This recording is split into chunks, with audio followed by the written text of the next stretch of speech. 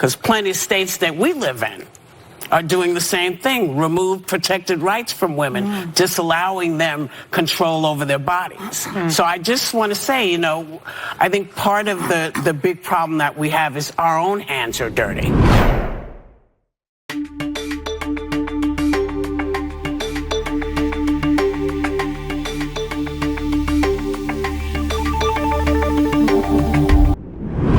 Biden took a trip to Saudi Arabia, in part to negotiate for cheaper oil, but the very first moment he met with Saudi Crown Prince is making all the headlines because they greeted each other with a fist bump, which many felt was inappropriate since the prince is accused of approving the murder of Washington Post journalist Jamal Khashoggi, among other human rights violations.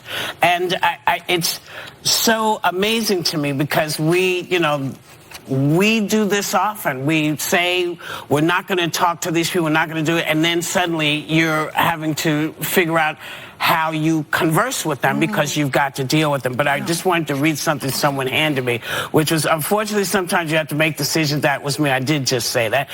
He didn't have to go to Saudi Arabia, however, to find a country that's violating human rights or a country that's opposing women, because plenty of states that we live in are doing the same thing, remove protected rights from women, disallowing them control over their bodies. So I just want to say, you know, I think part of the big problem that we have is our own hands are dirty quite often. Well, and let's not forget that Trump was pals with Putin and Kim Jong. He practically had them in the Lincoln bedroom. I mean, he was really interested in being with those guys. So this is just somebody, I think, I mean, I do defend Biden quite a bit, I know, but it's like, you know, if Manchin and some of these Republicans would allow the industries just cut back on fossil fuels and get alternative fuels going, he wouldn't have to, you know, fist bump this guy, who, by the way, he did say to him, I think that you were responsible for Khashoggi's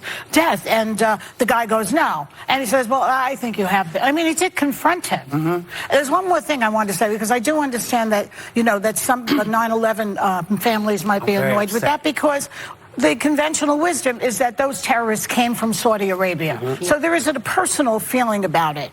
Again, I don't know if Biden had the choice.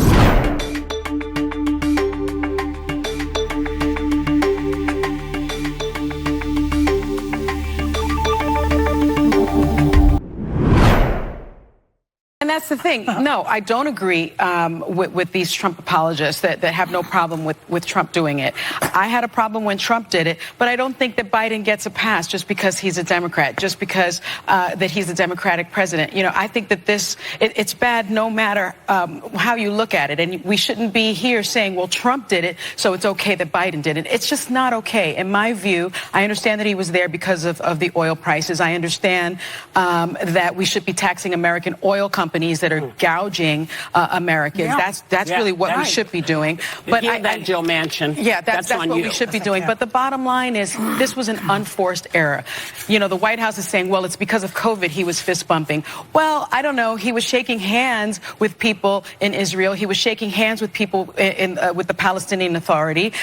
He didn't have a mask on, and he's fist bumping this guy who is clearly a murderer. And then you have, you know, Khashoggi's widow, really, fiance, who's tweeting things like, you know, what Jamal Khashoggi would tweet today. Hey, POTUS, is this the accountability you promised for my murder? I think, again, you know, this is a murderer. You don't normalize a murderer by this fist bump. It was the photo op that he wanted, and we've normalized these relationships. Is he really normalizing it? Yes, Is everybody who has a brain looking at it and saying, no, Joy, I think this is the rehabilitation that MBS wants, and Joe Biden gave that to him.